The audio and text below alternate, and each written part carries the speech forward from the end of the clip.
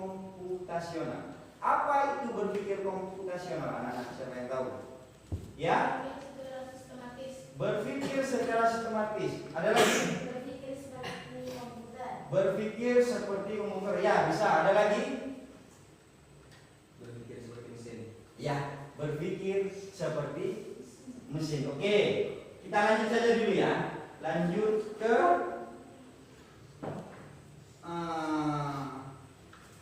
slide yang kedua. Nah, apa itu berpikir komputasional? Nah, di sini penjelasannya adalah cara berpikir sistematis dan logis, secara sistematis dan logis untuk memecahkan masalah. Tidak hanya komputer, tapi juga kehidupan sehari-hari. Makanya kita dituntut pada era digital sekarang ini, ya, kita dituntut untuk berpikir secara komputasional atau berpikir ya seperti komputer, seperti mesin, secara sistem, ya, dalam apa? Dalam memecahkan sebuah masalah. Masalahnya apa? Pada kehidupan sehari-hari. Nah, pada tujuan pembelajaran pada hari ini, yang pertama itu kita akan memahami 4 pilar berpikir komputasional. Kemudian yang kedua, kita akan memahami literasi digital. Yang ketiga, menerapkan keduanya dalam pemecahan masalah. Baik. Pada era digital, Bapak bilang sekarang ini adalah era digital. Kenapa? Bayangkan pada sebuah benda ini. Iya, ini apa namanya? Handphone ya, bukan tahu ya. Handphone. Pada handphone seperti ini sudah ada bermacam sumber, bermacam informasi, dari yang berharga sampai yang yang tidak berharga, atau dari yang positif sampai yang negatif, semuanya ada di sini. Di sini ini sudah memasuki zamannya era digital. Bahkan sebelum era digital masuk di dunia kita pada saat ini, kita harus membawa buku yang banyak ya, sampai bertumpuk. Tapi dengan adanya era digital, kita dipermudah. Cukup bawa satu barang seperti ini. Sekarang sudah ada yang namanya e-book, elektronik buku dalam bentuk elektronik. Meskipun kamu membawa 100 buku di dalam HP ini, tidak akan terasa berat. Tapi kalau zaman dulu, zamannya Bapak ya, kalau kita membawa buku 10 buku saja, itu sudah terasa berat. Karena zaman sudah berubah, era sudah berubah, apalagi sekarang yang keren ya, itu yang namanya AI. Apa itu AI? Kecerdasan buatan. Itu biasanya ada di tiap-tiap HP kita. Ya. Ketika kita mencari pencarian di Google atau dimanapun, kita cukup memasukkan 2 huruf atau 2 kata. Misal contoh, Bapak mau mencari jam tangan, Bapak tulis JAM, ya, jam. Kemudian di bawahnya akan muncul seperti rekomendasi apa yang kita inginkan. Ada jam dinding, jam tangan, ya, jam analog, jam digital, ya, itu namanya AI atau kecerdasan buatan. Di mana ya? Di negara-negara daerah barat itu AI itu sudah ditanamkan bukan hanya pada handphone, tapi pada boneka buatan seperti robot, boneka anjing, binatang, itu sudah dikasih kecerdasan buatan. Seperti apa Pak contohnya? Seperti ketika anjing berjalan, boneka anjing berjalan, kemudian menggonggong, bisa berbicara, bisa menyapa, ya, bisa menjawab pertanyaan dan sebagainya. Ya, itu adalah kecerdasan buatan. Baik, anak-anak, kita akan melihat sebuah video. Ya, biar kita refreshing sebentar.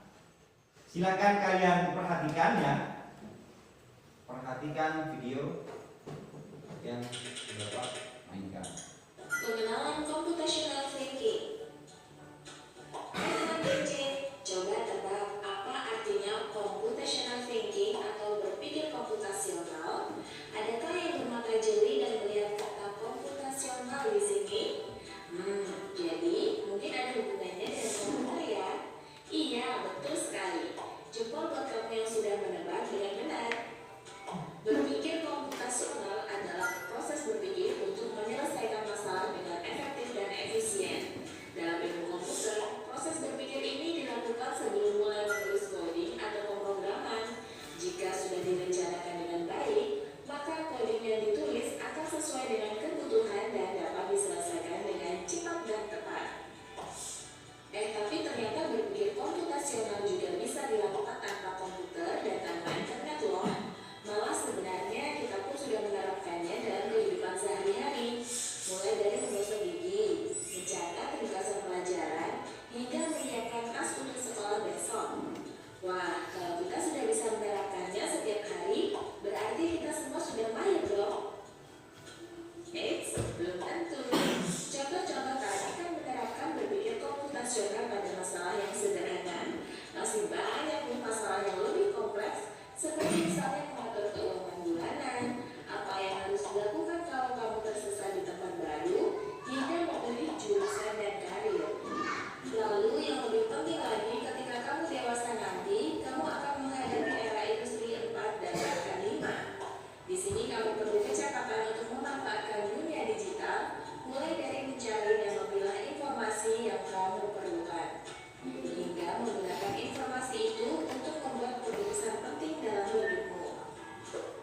Menghadapi masalah kompleks kehidupan di masa sekarang dan masa depan ini mirip seperti merencanakan coding yang sudah dibahas sebelumnya. Kuncinya adalah memahami masalah dengan tuntas dan mencari cara menyelesaikan yang efektif dan efisien. Nah, kalau begitu, bagaimana agar kita bisa berpikir komputasional? Sekarang kita bahas ya, 4 landasan dari berpikir komputasional. Yang pertama, dekomposisi. Dekomposisi artinya membagi masalah kompleks ke bagian yang lebih kecil agar mudah diselesaikan. Misalnya, kamu ditunjuk jadi ketua panitia lomba 17-an. Maka, untuk memudahkan pelaksanaan, kamu bisa menunjuk panitia bagian acara, konsumsi, publikasi, keamanan, dan lainnya. Yang kedua, pengenalan pola. Artinya mencari kesamaan dan pola di antara bagian-bagian masalah kompleks yang sudah dipecah. Misalnya, kamu hendak melipat dan menyimpan jemuran di rumah, maka kamu perlu bisa mengenali jemuran milik ayah, ibu, kamu, adik, dan milik bersama seperti spray, handuk, dan lainnya. Ini karena jemuran-jemuran itu perlu disimpan di tempat yang berbeda. Yang ketiga, abstraksi. Artinya fokus pada informasi yang penting saja, mengabaikan detail yang tidak diperlukan. Misalnya, kamu hendak menceritakan pengalamanmu berwisata keluar kota. Tentunya kamu mengalami banyak hal dari mulai berangkat di bus, berfoto bersama, makan di restoran, menginap di hotel, hingga perjalanan pulang. Tapi nggak mungkin kan kamu ceritakan semua kejadian dengan detail pada teman-temanmu. Pasti mereka bosan kelamaan. Jadi kamu harus menyaring beberapa kejadian yang menarik saja untuk diceritakan pada teman. Yang terakhir, algoritma.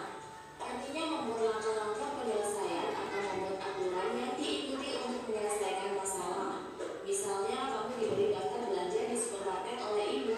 Ada minyak goreng, telur, roti, sayur, dan kopi. Lalu kamu harus buru-buru karena ibu sudah mau memasak dengan minyak goreng itu. Nah, kalau seperti ini, satu cara yang efisien misalnya mulai dengan mengambil barang yang paling dekat dari pintu masuk hingga terakhir yang paling dekat dengan kasir. Nah, itu dia 4 landasan berpikir komputasional yang. Nah, sebelum videonya Bapak lanjut ya, dalam berpikir komputasional itu ada 4 pilar.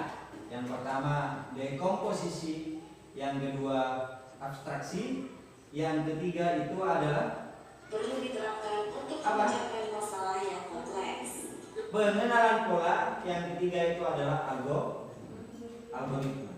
Apa yang pertama? Dekomposisi. Yang kedua abstraksi. Yang ketiga pengenalan pola. Yang keempat adalah algoritma. Oke, lanjut dulu ya. Di video ini, dekomposisi itu adalah membagi masalah kompleks jadi bagian-bagian kecil, atau masalah yang besar itu menjadi bagian yang kecil. Kemudian abstraksi itu fokus pada informasi yang penting saja. Jadi yang tidak penting itu diabaikan. Kemudian yang ketiga itu pengenalan pola, mencari kesamaan pola atau bagian-bagian yang sudah biasa kita lakukan. Yang ketiga itu adalah algoritma, mengedepankan langkah-langkah penyelesaian. Bapak lanjut ya. Teknik komputasional yang perlu diterapkan untuk memecahkan masalah yang kompleks. Lalu berikutnya, apakah ada cara untuk mengasah kemampuan berpikir komputasional? Tentu ada. Selain bisa coba kamu terapkan ke masalah sehari-harimu, kamu bisa juga latihan soal untuk mengasahnya. Misalnya, gurumu akan memberikan soal-soal computational thinking di mata pelajaran matematika, bahasa Indonesia, dan IPAS dalam kurikulum mereka. Selain itu, kamu bisa ikut tantangan Bebas Indonesia juga. Yuk coba simak satu contoh soal computational thinking. Dalam bis studi wisata, ada 3 kelompok anak yang akan diantarkan ke 3 tujuan berbeda. Bis berhenti pertama di restoran, lalu hotel, dan terakhir di museum. Hanya ada satu tempat penyimpanan koper di samping bis, yang hanya bisa dibuka dari satu pintu. Sopir bis ingin mengatur koper-koper penumpang hingga mudah dikeluarkan.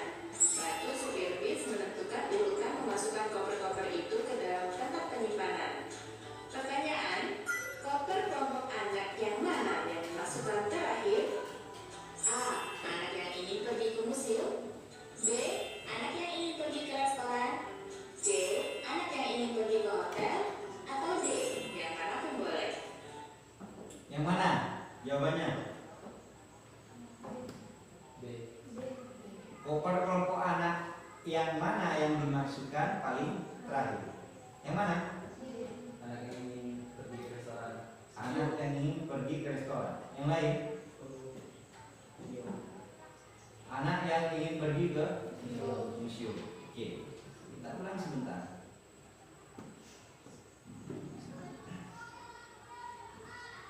Oke, perhatikan baik-baik videonya ya. Di studi wisata, ada 3 kelompok anak yang akan diantarkan ke 3 tujuan berbeda. Bis berhenti pertama di restoran, lalu Bis pertama berhenti di restoran, kemudian hotel, dan yang terakhir adalah museum. Pertanyaannya, koper anak yang mana yang ditaruh paling terakhir? Gimana?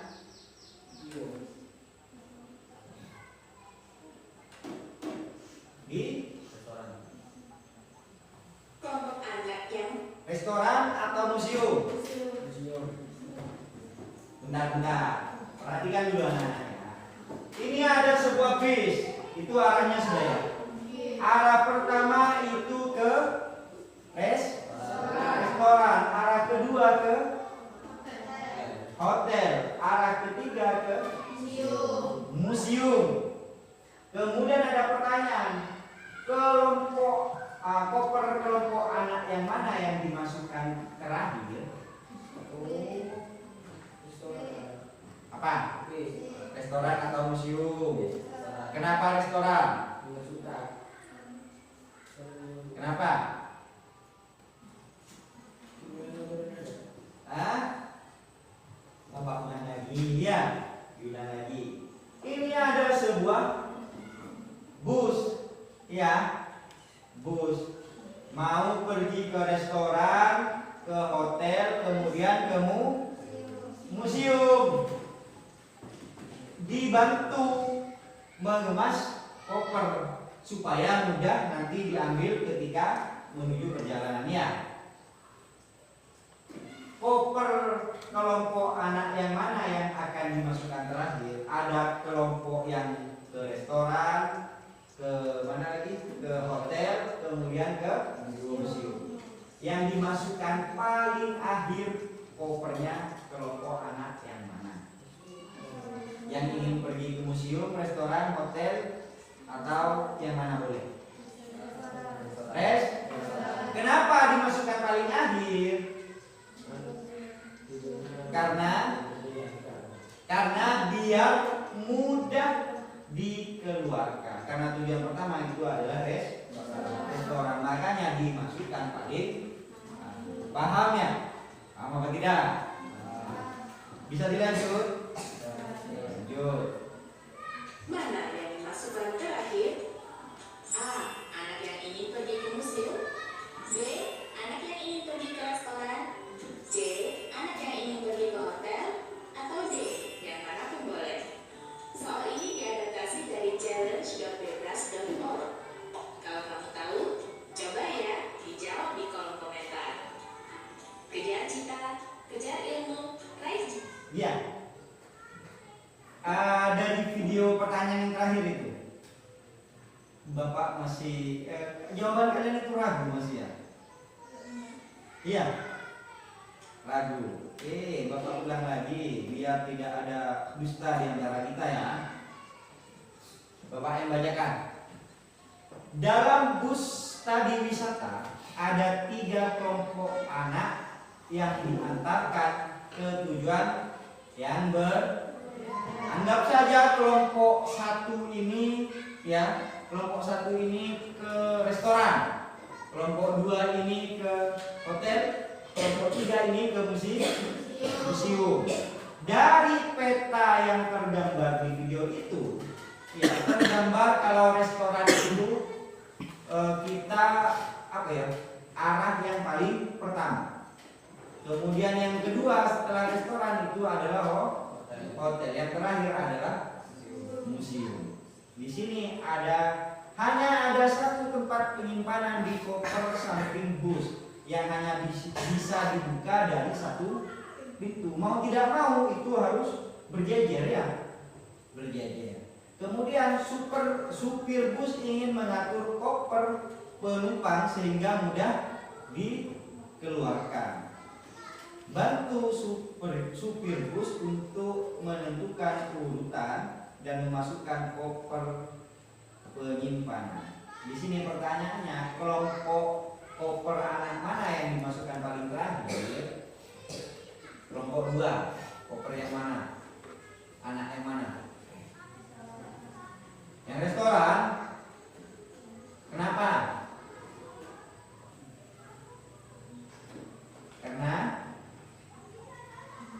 Karena ya memang arah yang paling pertama itu kita menuju ke restoran. Makanya kopernya itu ditaruh di jejer paling belakang.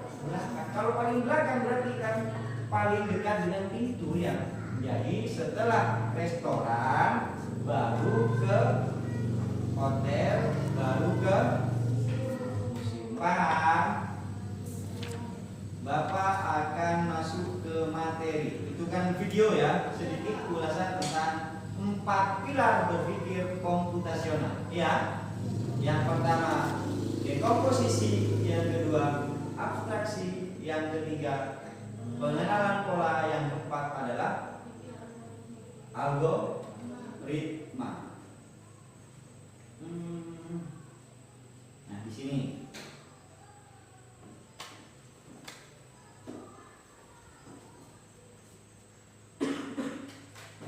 Bapak pilar yang pertama adalah dekomposisi. Dekomposisi definisinya ini adalah memecah masalah besar menjadi bagian-bagian kecil. Seperti contoh di video itu apa kasusnya? Misal kalian ditunjuk menjadi panitia acara lomba Agustusan ya, itu kan masalah besar ya. Saya ditunjuk sebagai panitia. Bagaimana cara saya menyelesaikan ini, kemudian menyelesaikan lomba, siapa yang akan menjadi penanggung jawab, ya kan?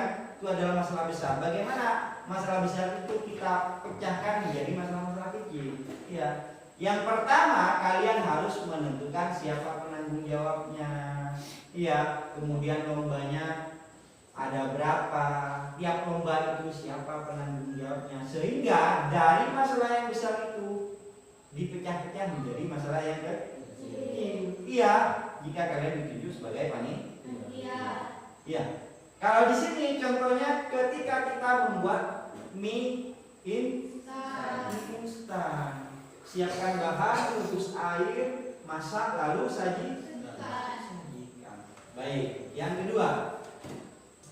Pilar yang kedua itu adalah pengenalan pola. Iya, pengenalan pola. Pengenalan pola itu yang dimaksud pengenalan pola itu sama halnya ketika kita membuat sebuah jus atau teh. Mestinya urutan yang paling pertama ketika kita ingin membuat teh, apa yang harus kita lakukan? Apakah kita memasak teh dulu atau ambil gelas dulu? Yang mana yang harus dilakukan? Ambil gelas, kemudian masak air dulu ya. Masak air, kemudian siapkan peralatan seperti gelas, kemudian siapkan bahan seperti gula, teh, susu ya dan sebagainya. Yang terakhir itu baru disajikan. Ya, itu pola yang tidak bisa diubah. Tidak mungkin kita harus paham maksudnya? Baik, kita lanjut ke yang ketiga, abstraksi. Ya, abstraksi di sini adalah fokus pada informasi penting. Jadi hal-hal yang tidak penting itu diabaikan, fokus kepada hal yang lebih penting. Kita masuk ke pilar yang keempat, yaitu algoritma, menyusun langkah secara runtut dan sistematis, runtut dari pertama sampai terakhir. Baik anak-anak, apakah dari keempat pilar yang sudah Bapak jelaskan itu, dekomposisi, pengenalan pola, abstraksi, dan juga algoritma, ada yang mau ditanyakan? Ya, Fitri? Dekomposisi ya, kenapa? Oke, kenapa sebuah masalah itu dipecah menjadi bagian-bagian kecil? Kelompok lain, apakah ada yang mau menjawab dari kelompok 3? Ada? Ya. Apa bedanya? Enggak. Maksud Bapak, apakah pertanyaan Fitri ada yang bisa menjawab? Tidak ada? Pertanyaannya apa, Fit? Pak, kenapa sebuah masalah itu harus dipecahkan menjadi bagian yang lebih kecil? Kenapa? Karena supaya kita lebih mudah, lebih fokus kepada tujuan kita ya. Seperti contoh yang tadi di video tadi, kita ditunjuk sebagai panitia, ketua panitia. Itu kan masalah besar, dipecah oleh kita ya. Oh, saya akan membagi tugas untuk membuat lomba ini si A. Kemudian Bapak akan membuat lomba ini, penanggung jawabnya si B. Kemudian urutannya ini yang bertanggung jawab, sehingga beban Bapak sebagai panitia itu lebih lebih mudah karena dibagi menjadi bagian-bagian yang kecil. Oke, ada pertanyaan lagi? Ada pertanyaan? Ya, Alvan? Apa bedanya menulis langkah-langkah biasa dengan algoritma? Oh, tentang algoritma ya? Langkah-langkah biasa dengan algoritma. Kalau algoritma kan, itu tahapannya atau langkah-langkahnya itu secara sistematis dan juga runtut. Iya, dari awal yang memang awal itu harus ada di awal, yang akhir memang harus ada di runtut dan tersistematis. Iya. Kemudian ada lagi yang mau ditanyakan. Iya. Mengapa mengenali pola penting dalam menyelesaikan masalah? Mengapa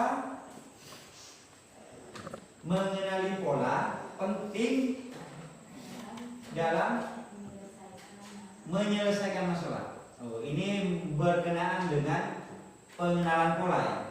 Pak, mengapa pengenalan pola itu penting dalam menyelesaikan sebuah masalah? Ya. Karena mengenali pola itu seperti halnya iya. Kalau saya makan itu harus pakai apa? Pakai tangan atau pakai kaki? Pakai tangan. Itu pola kan ya? Pola yang sudah ada. Oh, kita mencontoh. Oh iya, kalau makan itu pakai tangan, bukan pakai Kaki. iya, itu pengenalan Pola. ya, bisa dipahami semua. Ada pertanyaan yang lain lagi dari teman-teman ini ya? Tentang abstraksi, Pak. Abstraksi ya. Kalau kita mengabaikan detail, apakah solusi bisa jadi masalah? Kalau kita mengabaikan detail, apakah solusi Bisa jadi salah. Kalau kita mengabaikan detail, apakah solusi menjadi salah? Abstraksi ya. Abstraksi ini adalah informasi penting dan mengabaikan detail yang tidak relevan, atau kita memilah informasi yang tidak relevan, sehingga kita fokus kepada informasi-informasi yang penting saja. Iya, samanya ketika Bapak ingin Bapak ceritanya ini, Bapak ingin pergi ke Surabaya naik pesawat. Sebelum naik pesawat, di situ kan mesti ada cerita-cerita, iya, yang tidak penting lah, anggapnya. Entah itu Bapak ke toilet, Bapak berjalan bersama siapa, ya. Iya. Hal yang pentingnya itu apa, Pak? Ya, ketika membeli tiket, ketika naik pesawat, dan kemudian sampai tujuan. Itu hal pentingnya. Ada detail bagian-bagian kecil itu yang tidak harus kita jelaskan. Ya, ada pertanyaan lagi dari keempat pilar ini. Sudah? Sudah ada, alhamdulillah. Sekiranya kalian bisa memahami dari keempat pilar ini ya. Yang pertama adalah apa lagi? Dekomposisi.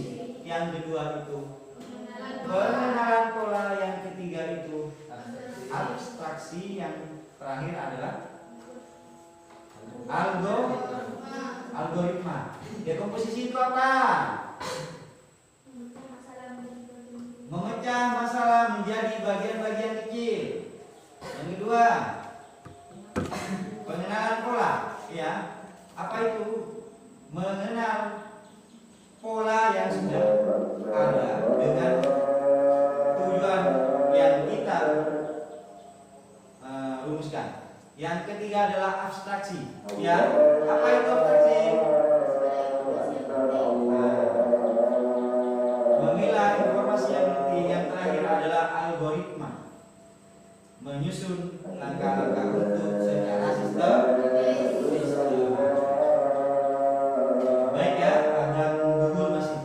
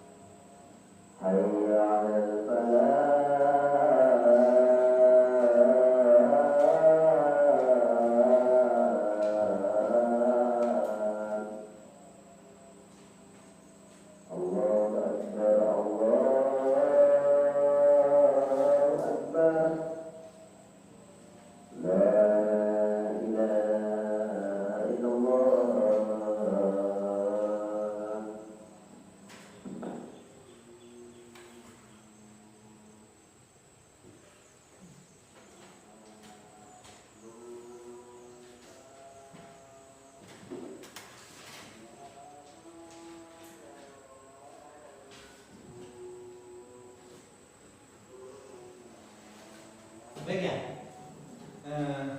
Sudah? Ada sudah ya. Kita akan setelah dari apa yang sudah Bapak jelaskan tempat kita berpikir komputasional itu ya, dari dekomposisi, pengenalan pola, abstraksi, dan kemudian yang terakhir adalah algoritma. Nah, Bapak akan menyajikan sebuah permainan.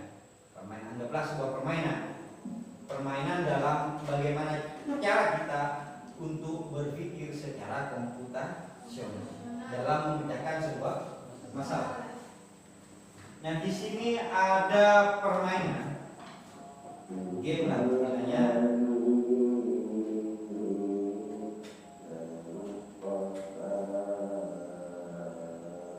Nah, ini adalah permainan labirin dari blok Lia.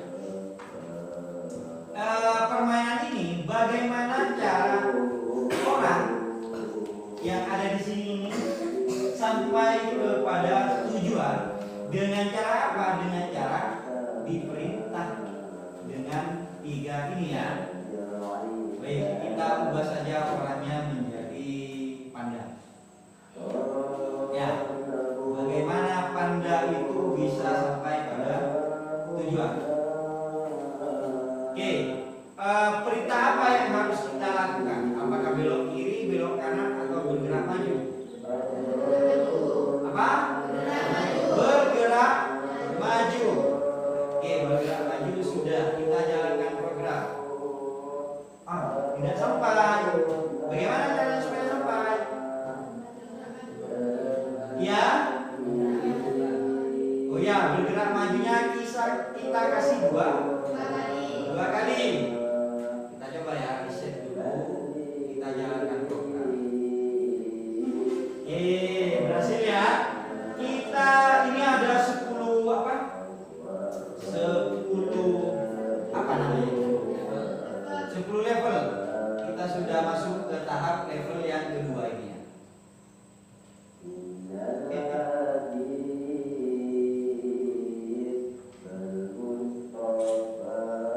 Nah, ini ada zigzag. Perintah yang harus kita lakukan itu apa? Yang pertama, bergerak maju atau belok dulu? Bergerak maju, oke. Terus kelompok 1 Bapak. Setelah bergerak maju kita harus belok kiri. Mana belok kiri? Ini. Setelah itu kelompok 2 apa? Belok kanan. Kita akan coba ya. Jalankan program. Maju, belok kiri, belok kanan. Tidak sampai ya. Tidak apa-apa. Berarti salah. Harusnya bagaimana? Bergerak maju, belok kiri, kemudian bergerak maju. Setelah itu belok kanan. Setelah itu bergerak maju. Anak-anak sini hebat ya. Kita coba belok kiri maju. Yeay, berhasil. Masih semangat anak-anak? Mana semangatmu? Ini semangatku. Mana? Ini. Mana? Ini. Masih semangat ya? Kasih yang dulu.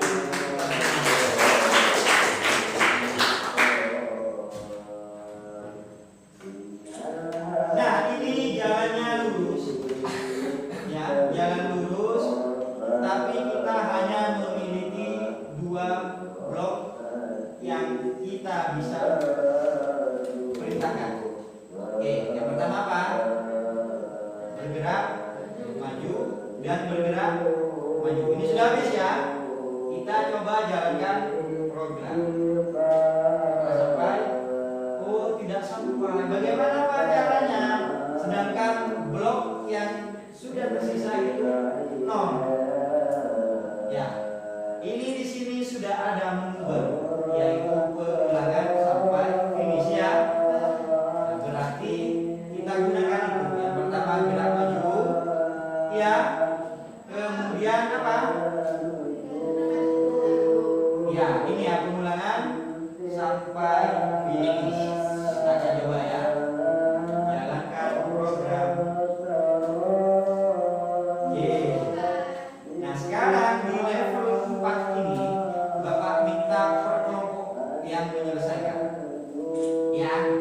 anggota kelompok 3. Yang pertama harus dilakukan apa kelompok 3? Bergerak maju dulu, kemudian belok kiri, kemudian kalau salah nanti dilempar ke teman yang lain. Setelah itu belok kanan. Setelah itu ini ulangi. Ini. Terus ini apa taruh di bawah? Di tengah apa di bawah? Sini ya. Kita coba jalankan program. Iya, kiri, kanan, kiri, kanan. Oke, kita kelompok 3. Sekarang giliran kelompok berapa? Kelompok 2. Kelompok 2 ini ya. Kelompok 2, apa yang harus kita lakukan? Kita punya kesempatan 5 blok ya.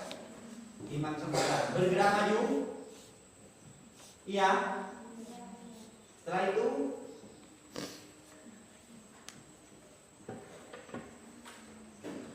itu bergerak maju. Maju. Setelah itu anjing kan. Setelah itu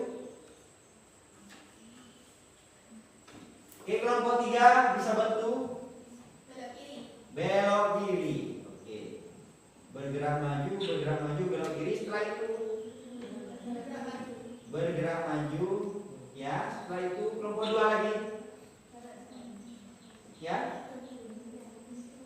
Diulangi. Lalu di mana diulangi? Di bawah. Di mana? Sini. Kita coba jalankan. Maju, belok, maju. Wah, tidak sampai ini. Oke. Ada yang bisa angkat tangan? Aira. Ini sudah benar bergerak maju. Yang pertama itu apa? Bergerak maju, kemudian bergerak maju lagi. Setelah itu, Aira belok kiri. Setelah itu repeat until ya. Sini bergerak maju, taruh di mana? Di sini. Ya, kita coba ya. Reset dulu, kita jalankan. Belok kiri, maju. Oke. Berhasil. Kelompok 2 ini gimana kelompok 2?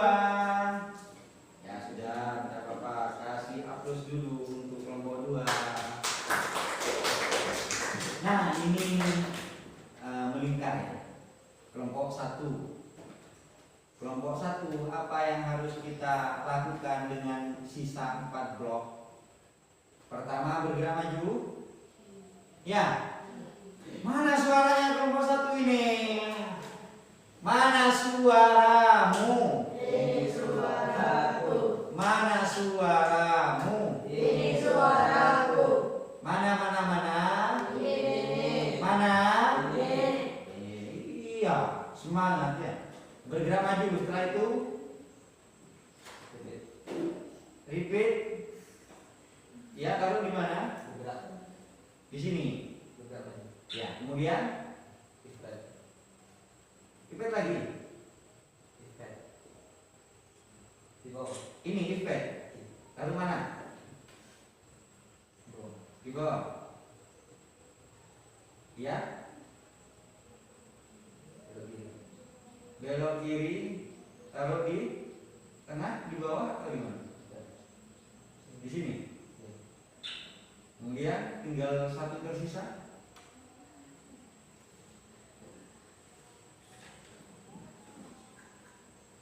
Bergerak maju. Bergerak maju. Kita coba. Maju.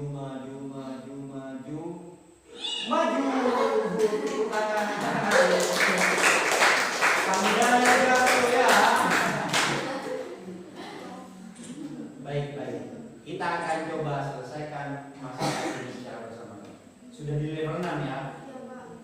Pertama bergerak Maju. maju. Karena bloknya itu sedikit, kita pengulangan sampai finish ya. Ya, pipet anti. Kemudian pipet ini ditaruh sini. Ya. Kemudian itu belok kiri. Ya, ini ya, Bapak jelaskan dulu. Yang ini, ya yang bergerak itu menandakan kalau belok sinyal untuk kemana arah kita, belok kiri atau belok. Baru kita beri perintah untuk belok kiri. Itu urutannya ditaruh di setelah bergerak maju. Ya, karena ini ke kiri semua. Kita coba dulu ya. Coba bismillahirrahmanirrahim. Maju, maju, maju. Ada sinyal kiri, maju, maju. Ada sinyal kiri, belok, maju, maju, maju. Apakah berhasil? Ya, berhasil. Ini baru benar. Kita akan coba sampai level berapa saja ya. Kita akan coba sampai. Wow. Ini yang pertama bagaimana? Bergerak maju. Ya, setelah itu repeat atau repeat?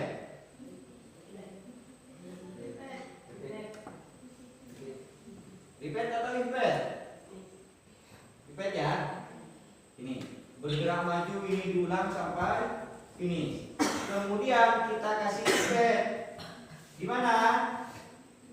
Di bawahnya bergerak maju. Setelah itu ini dikasih perintah mau belok kemana? Kiri atau kanan? Kanan atau kiri? Kanan ya. Belok kanan ya. Kemudian setelah itu kita kasih perintah belok. Mau dicoba dulu atau bagaimana? Coba dulu. Coba dulu. Maju, maju, maju. Ada sinyal kanan, belok kanan, belok, belok kanan. Ya, ada sinyal belok kanan. Sampai.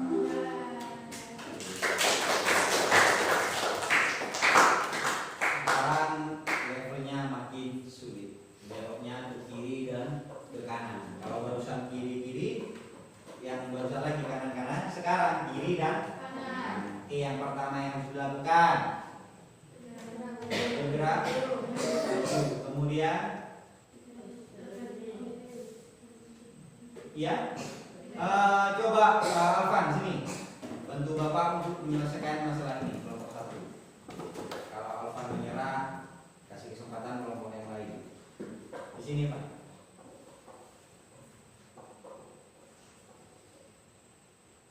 Ya, silakan Bapak.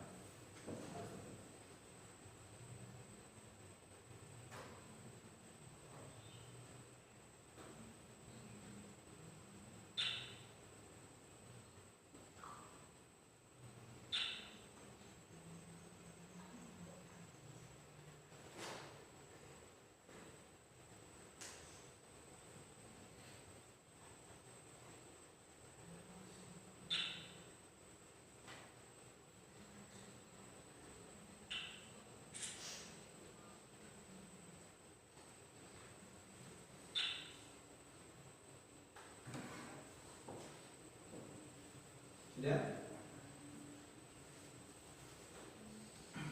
Ada 6 blok tersisa.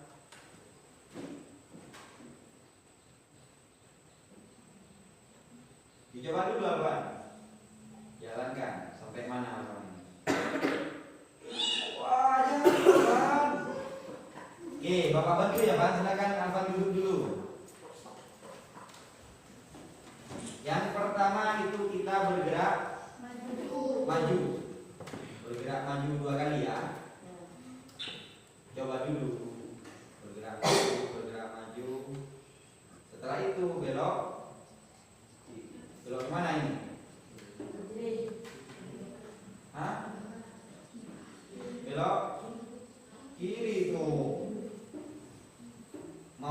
langsung belok kiri atau bagaimana? Ini kita coba dengan bergerak maju. Kita selesaikan ini ya. Sudah sampai. Kita masuk ke bergerak maju. Kita coba lagi sampai mana pada ini akan menuju. Nah, setelah itu kemana? Ya, belok kiri. Setelah belok kiri, maju. Ya, kita coba belok kiri, belok kiri.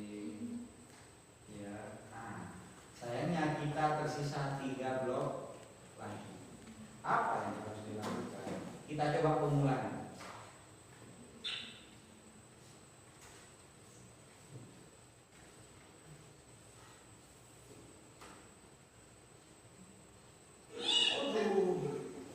Jatuh ya, pandai. Baik, anak-anak, ini menjadi apa ya? Dari level 8 sampai 10. Ya, tingkat 8 sampai 10. Silahkan kalian selesaikan. Ya, selesaikan masalah ini, pecahkan masalah ini sampai ke level 10. itu tugas di rumah. Ya, kalau sudah nanti kita akan bahas lagi bersama-sama bagaimana cara penyelesaian. Ya, berarti 8, 9, 10 itu dikerjakan di rumah. ya, Nana. Masih semangat? Mana semangatmu? Ini semangatku. Semangat? Ini. Semangat. Semangat? Semangat. Ya. Apa semangat masih apa? Apa betul? Jam-jam rawan memang kalau jam 12 ini ya. Baik. Berarti dari beberapa contoh yang sudah Bapak jelaskan dari 4 pilar itu, dekomposisi, pengenalan pola, abstraksi dan algoritma itu ya, banyak manfaat sekali. Ya, bukan hanya komputer yang bisa berpikir sistematis, ya, yang berpikir secara runtut, ya, kita juga secara tidak langsung, secara tidak sadar kita berpikirnya juga secara komputasi. Iya, berpikir secara sistem. Iya. Contohnya sudah dari permasalahan ada di kehidupan sehari-hari kita, dari mulai kita yang di video tadi ya, kita berangkat naik bis sampai ke tujuan hotel, restoran dan museum. Ya. Kemudian anak-anak pengenalan pola atau berpikir komputasional ini, berpikir secara sistematis di era digital ini sangat berpengaruh ya. Apalagi sekarang dunianya sudah serba online. Kita beli baju tidak usah ke pasar, lewat satu barang yang namanya ini kita sudah didatangkan barang. Kita uang tidak perlu repot-repot pegang uang kertas seperti ini ya. Sekarang sudah ada yang namanya uang elektronik atau e-money, ya, e-banking dan seterusnya. Kita bertransaksi tidak usah lewat bank lagi. Lewat apa? Lewat HP, transfer, e-banking ya, elektronik banking. Kita bisa transfer, kirim uang, ambil uang. Iya, ini sudah eranya digital. Kita harus bisa beradaptasi dengan digitalisasi yang sudah ada pada saat ini. Kalau kita tidak bisa beradaptasi, maka kita akan kalah jauh. Ya, kalah jauh. Mungkin sekarang sudah banyak pekerjaan-pekerjaan yang digantikan oleh bahkan pekerjaan-pekerjaan yang digantikan oleh komputer.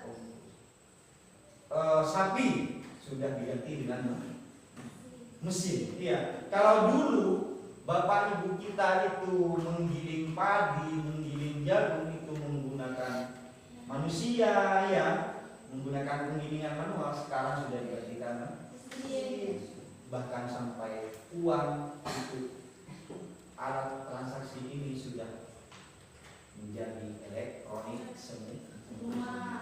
Iya, tidak sampai di situ, era digital mungkin akan berkembang sampai nanti mungkin ada bagian dari salah satu tubuh kita mungkin itu akan digantikan mesin. Bahkan kita itu tinggal duduk manis, mau kopi, mau makan, mau minum, mau apapun, semuanya yang dikerjakan adalah mesin. Jadi jangan sampai kalah dengan era digital ini, kita jangan sampai kalah dengan mesin. Ya sudah, ya bisa dipahami anak-anak?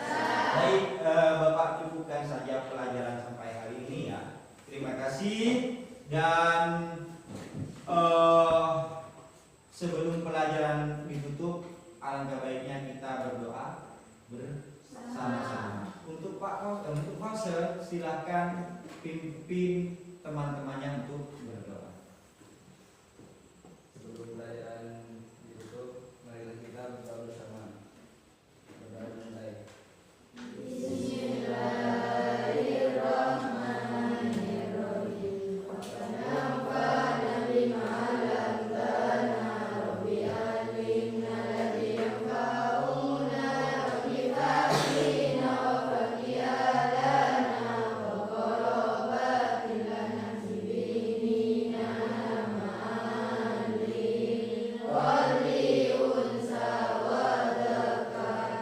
Terima kasih atas waktunya. Bapak akhiri sampai di sini. Wassalamualaikum warahmatullahi wabarakatuh.